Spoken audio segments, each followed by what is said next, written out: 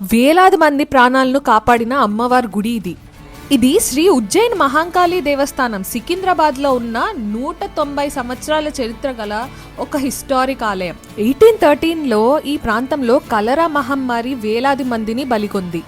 ఆ సమయంలో సూరిటి అప్పయ్య అనే ఒక మిలిటరీ సోల్జర్ ఉజ్జయిన్లో పనిచేస్తుండగా తన బంధువుల ద్వారా ఈ విషయం తెలుసుకుని ఉజ్జయిని మహాంకాళి ఆలయానికి వెళ్ళాడు. నా ఊరిని కాపాడు తల్లి అనుకుంటూ వేడుకున్నాడు.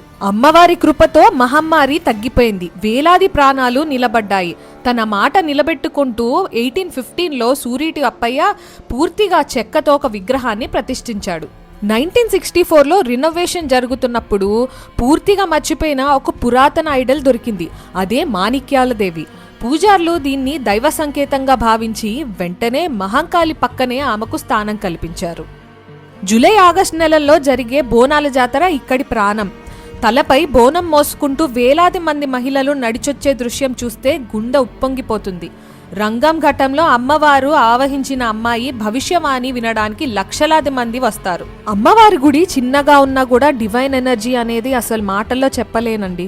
వేలాది మంది ప్రాణాలను కాపాడిన ఈ తల్లి ఈ రోజుకి కూడా లక్షలాది గుండెలకు అభయమిస్తూనే ఉంది.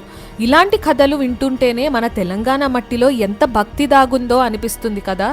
ఇది మన తెలంగాణ అమ్మవార్ల సిరీస్లో 3వ ఎపిసోడ్. తర్వాత ఎపిసోడ్లో మరో అమ్మవారి కథతో మళ్ళీ కలుద్దాం.